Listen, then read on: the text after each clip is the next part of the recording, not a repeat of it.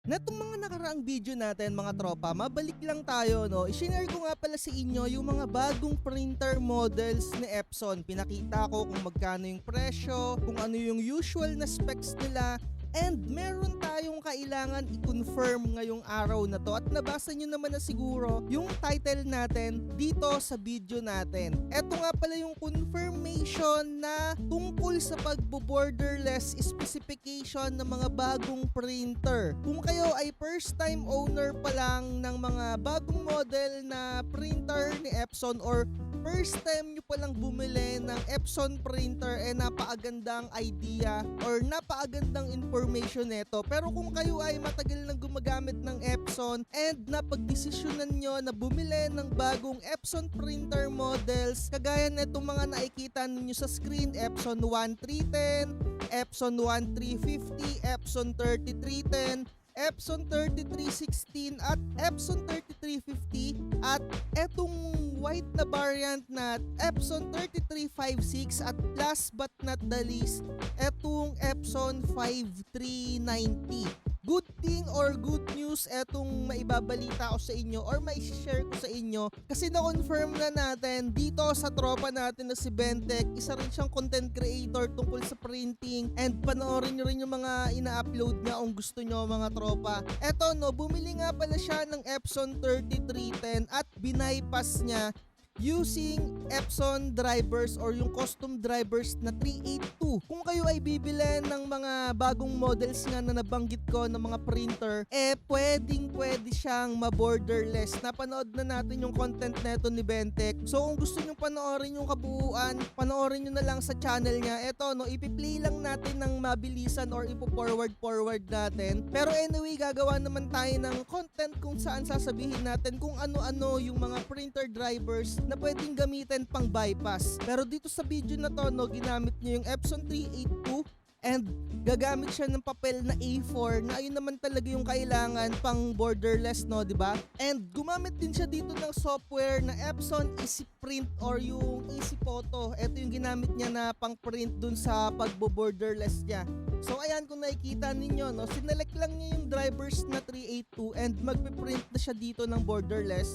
Forward lang natin. Dito maglalagay na siya ng papel.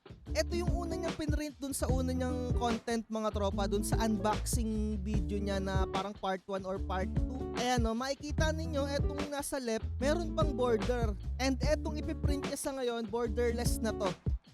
So, tuturuan ko rin naman kayo kung paano mag-borderless mga tropa and napakarami na natin na content na ganyan. Ipo-forward na lang natin para mas makita na natin ng mabilis yung result. And eto yung printer ni Bentech na Epson 3310. So, kung kayo ay owner ng Epson 1350 or Epson 3310 or Epson 3350 or Epson 5390, pwedeng mag-borderless yan. Bakit ko nasabi na kahit Epson 3310 lang yung pinagsasample natin? Bakit ko nasabi na pwede rin yung mga ibang printer model? Mga tropa, no, kung kayo ay gumagamit na matagal ng Epson na printer, alam nyo na halos pare-parehas siyang specification neto ni Epson. So, na-confuse lang talaga ako mga tropa. Dun sa mismong website kasi nila, merong nakalagay na border. Kumbaga, merong 3mm left, right, top. Pero eto, no, as is nakikita ng mga dalawang mata natin na pwede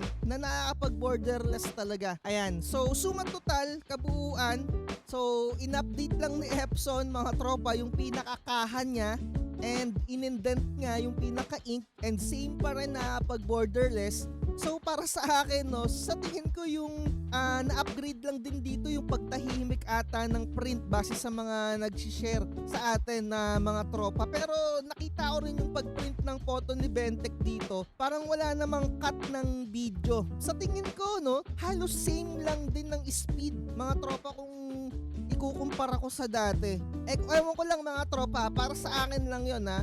Pero kung kayo meron kayong side by side na Epson 3210 or 3310, ipag-compare nyo na lang yung printing speed niya, gawa kayo ng sarili nyong printing speed na video and tignan nyo. Pero para sa akin halos walang pinagkaiba mga tropa yung printing speed niya kung ikukumpara mo sa mga dati na 10 IPM na ngayon ay 11 IPM na. Ayan mga tropa. So na-confirm na natin kung bibili kayo ng mga ganitong printer kahit na meron siyang tinatawag na maintenance box makapag-borderless pa rin kayo. Kung kayo ay bagong magnenegosyo at kung gusto nyo na bagong model ng mga printer yung ginagamit ninyo, go for it. So kumbaga eto na yung bilihin ninyo. Pero kung kayo ay medyo wais mga tropa, no, para sa akin medyo 50-50 ako dito sa mga bagong design na printer neto ni Epson, kasi dahil nga dun sa tinatawag na maintenance box na additional yan para sa akin na consumables or additional na gastos mga tropa. So ayun lang yung maipapayo ko. So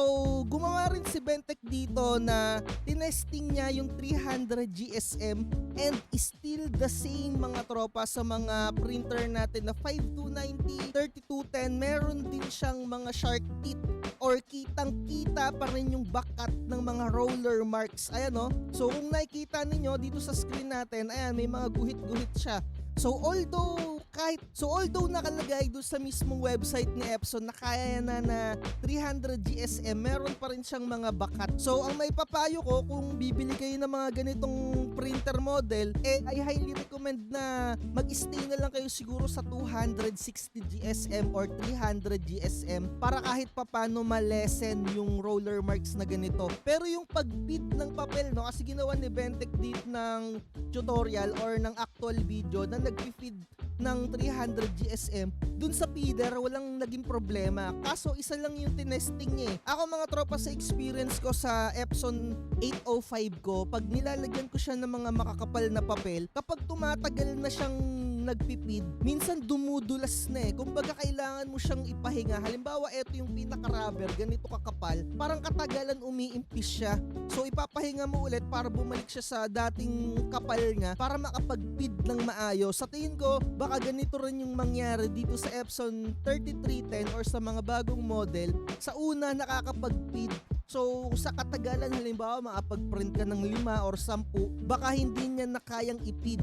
So for safety purposes lang, maipapayo ko sa inyo, magstay na lang kayo sa 160 or 200 or 260 GSM. Kung kinakailangan na mag-print talaga kayo ng mga makakapal na papel, 260 GSM ang RC Satin, yan na lang yung pinaka makapal na ilagay ninyo mga tropa. So para safety na rin. Pero kung wala talaga kayong choice, kung kailangan yung mag-feed ng mga makakapal na papel, malamang sa malamang pagka hindi na siya talaga totally nag-feed, maghahanap ka na ng pamalit na pinaka rubber roller niya. So ang problema natin, dahil mga bagong model pa to or mga bagong labas ni Epson na printer, baka wala pa siyang mga replacement na parts. Kagaya nung lumabas yung Epson 8050, ang hirap hanapan ng mga replacement na parts. Even ngayon, medyo mahirap pa rin. Ayan yung magiging problema natin dito sa mga bagong model na printer. Pero dahil nga nakita natin na napag-borderless or parang pinaka-kahalang yung in-update or in-upgrade and nilagyan lang ng pinaka-maintenance box, sa tingin ko baka maaaring compatible din yung mga rubber roller ng mga unang printer. Kagaya ng 3210, baka pwedeng dyan ilagay yung rubber roller kapag talagang umimpis na siya, 'di ba?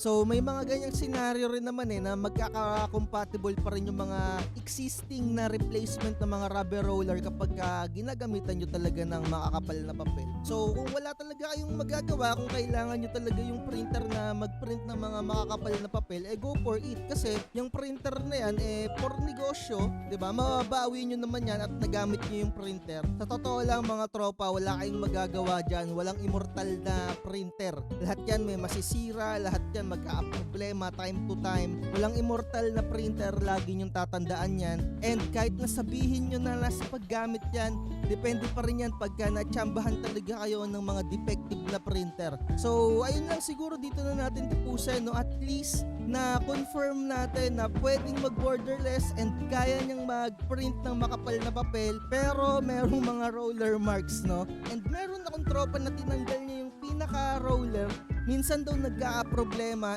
talagang nasa sa inyo na yan kung gagawin nyo yun. So ayun na lang, like, share, and subscribe mga tropa. Kung gusto nyo bumili ng mga printer na kagaya ng mga nabanggit ko, eto yung mga usual na presyo, and makakalas kayo ng 1,500 or 1K dyan kapag online kayo bibili. Pero syempre kung sa mga malls kayo bibili, ayun yung mga suggested retail price na. So ingat kayo sa mga nagbibenta ng mga overpriced at mga nagpuputo ng mga pansyokolate dyan mga tropa. Laging tatandaan, research is the key para hindi kayo mautot. Bye-bye. Di lahat ng nagpa-hype siguradong totoo. Sariling landas hanapin mo sa mundo. Tumarami ang ipal at bolero, dami ng tulad nila sa anywhere I go.